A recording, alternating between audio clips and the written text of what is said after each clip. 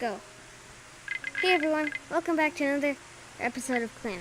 Here today with another video. Let's get right into it. Is this who you were looking for? Looking at what she's holding, that's not it. What? Oh, Okazaki-san. She seems to have finally realized that it's me, not the kid, who's waiting for her. Is there a small child here? There was. I made him go ahead and head home because it was getting late. Then I need to give him this. He's worried. He found his dog. He went home. He's resting easy. What? Then whose is this?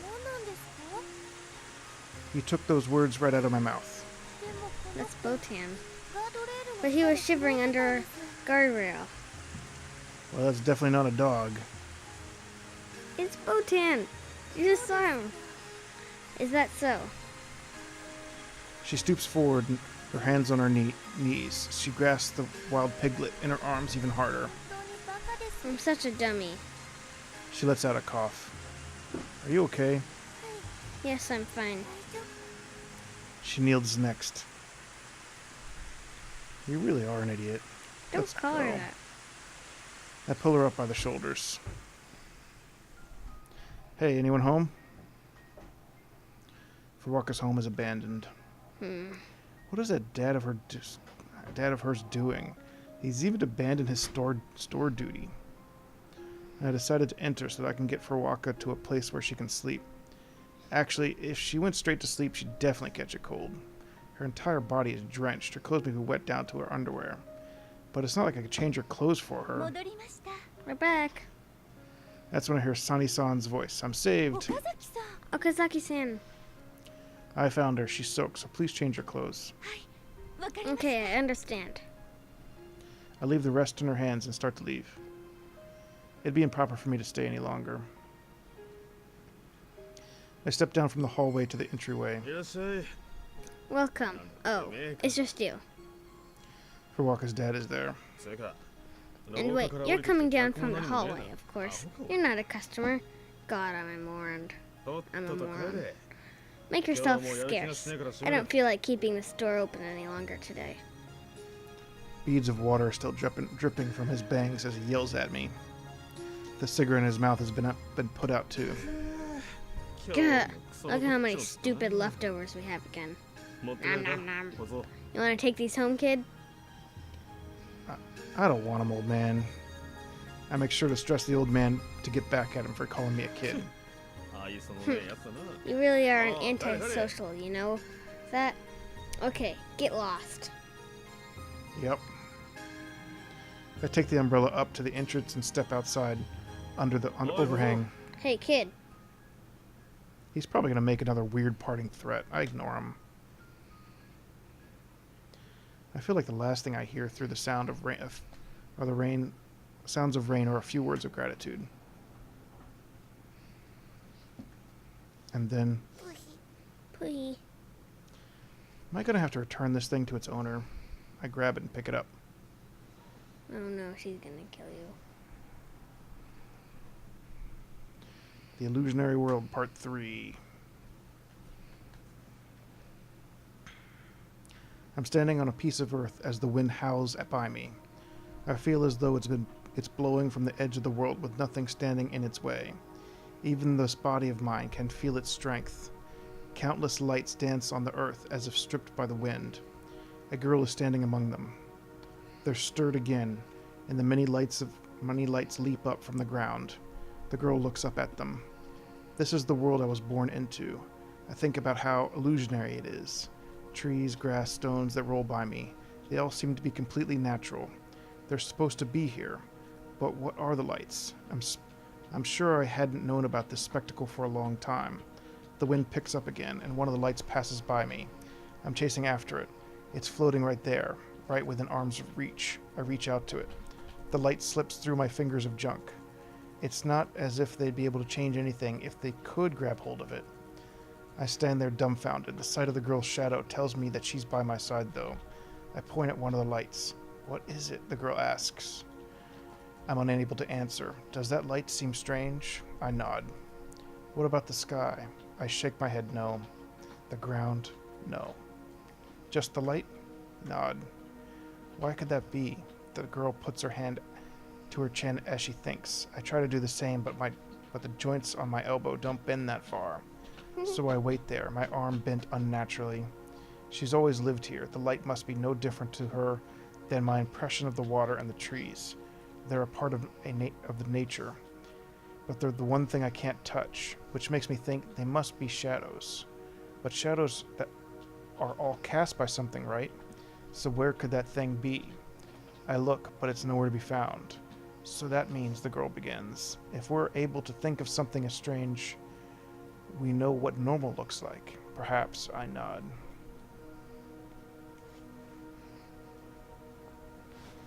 I search the depths of my memories. One day, long ago, or maybe in the distant future, I'm not sure. I was in a different world. I remember the feelings of being there, but nothing else. Thinking about it warms the very bottom of my heart. What kind of place was it? I shake my head. Was it better than here? Probably. Did you like it there? I think. Was it less lonely than this place? The girl has always been alone. I've found that this place really does have nothing. That it's a lonely place, devoid of fun. And that's why I was born here. That's right. This is a lonely world, isn't it? Hey, did you want to be born in this world? I'm unable to tell her my answer. I simply take her hand. That is my answer, I suppose.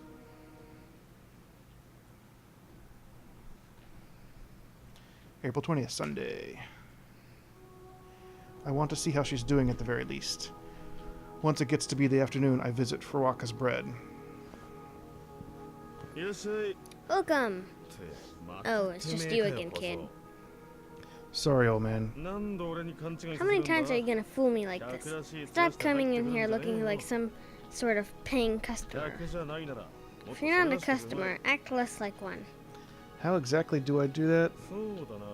Well, you can come in here on all fours like a dog. You look so strange that I wouldn't confuse you for a patron. I'd imagine not. So what'd you come in here for? What's up with Sane-san? So that he isn't like, nope. I don't see myself ever having a productive conversation with this guy. It's probably smartest to get Sani-san in here. What's up with Sani-san? Sanae? She's my wife. Of course I know that. I'm trying to ask you if she's here or not. Wait, you're not thinking of... What is it now? You want Sanae's bread to eat, don't you? I never said anything like that. Say it, think it. Demand it with all your being. Could you just hurry up and get her in here? Do I look like your lackey or something? Damn it. Hey, Sanae. He calls for her despite his grumbling. Is something the matter? It's him. Okazaki-san. What were you about to say, Gran what? Welcome. What brings you here today? I was just wondering how Furuaka was doing. Grandma Okazaki-san. Hey, I could have told you that. Why'd you make me go off and get Sanae? Wait, don't tell me. You want Sanae's bread to eat, don't you? I never said that. Say it, think it. Shove it into the back of your little throat. Akio-san, please don't use such pushy tactics to sell the store's bread. The store's bread? More like your bread. What? Oh crap. My bread. My bread. She starts to sniffle again. Why is she sad about that? She's crazy. Go. It's just a big bird and a Furuaka bread, isn't it? She darts off. Sanae! Damn it. The old man starts jamming leftover bread into his mouth. Then, I love it! he follows after her, screaming all the way. I think she's very sensitive about some people eating her bread, and she wants her bread to be popular, but it's obviously not. It never sells. How come? It looks so good. Well, It's probably gross. The store's empty. Talk about a family of fools. I stand there for a while, spaced out. This time, I hear voices screaming from outside. It's just a big burden, aren't they? I love them. The room falls silent. How long am I going to have to wait here? Damn it, I couldn't catch up to her. The old man returns alone, having apparently given up on chasing Sunny-san. Oh, you're still here? I'm not done yet. Done yet? Does that mean you're here too? No. What do you want then? I just asked Sunny-san, remember? I want to know how Furuaka's doing. Oh, is that all? Does she have a fever or anything? Ugh. He takes a deep drag on his cigarette and then exhales. She has a slight fever. It's nothing to be concerned about. Sane's with her, so don't worry. No, I think Sunny-san is wandering around crying right about now. But I could tell from her idiotic back and forth with the old man that Furuaka wasn't in serious trouble. As he says, I stopped worrying. So she'll be able to come to school tomorrow, right? So you want Nagisa to go to school? Is that what you're her? Is that where you flirt and play around with her? In that case, you'd better buy Sunny-san's leftover bread. What? Sunny-san returns with impeccable timing. My bread! My bread! Good. See ya. I leave before I get started there all alone again. So what should I do now? If I want to just laze around and kill time, where else is there to go but Sunohara's room? On my way to the dorms. Hey, you over there. Yeah, you. Is he talking to me? I turn around to find a young man call me over. Please, I'm asking ya. Come with me. Just ahead is a car, and right beside it is a man in overalls wearing a helmet. There's a light pickup truck parked at the side of the road. Was there an accident? Over here. Just take a look at this. The young man pointed at the hood of the car. When I come up closer and take a look, I see there's a round dent right in the center of the hood. And so, when I looked up after seeing this, I found the construction worker guy on his ladder. I look up. There's a ladder placed up against a street light. Maybe he was repairing the street light when it happened. I said it before, and I'll say it again. I would never make such a blunder as to drop one of my tools. Even if we were to do so, I wouldn't then engage in such ungraceful conduct and try to try and hide it. Don't you think you could have just made a mistake without knowing? Right, you think so too, right? The man looks over to me. This person was doing construction work right above my car. He keeps insisting he didn't drop anything, but how the else did this dent get here? You tell me which one of us sounds more rational. I don't know. You don't know? What? So you don't have any common sense either? Man. To be honest, I don't really care either way.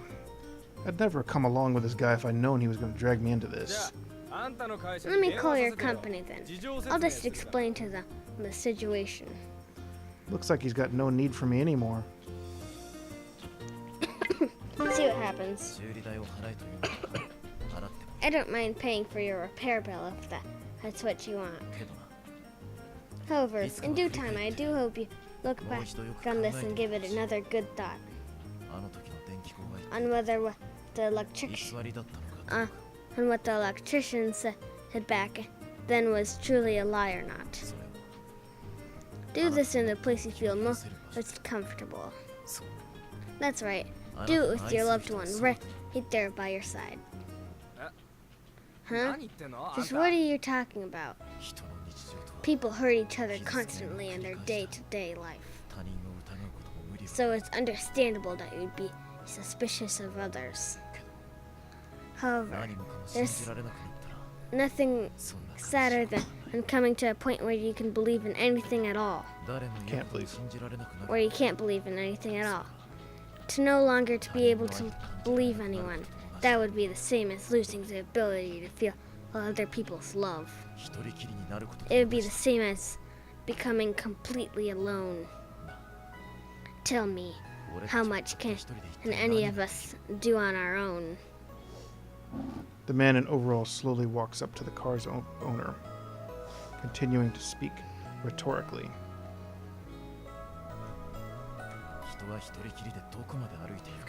Just how... Alright. Just how far could people walk all on their own?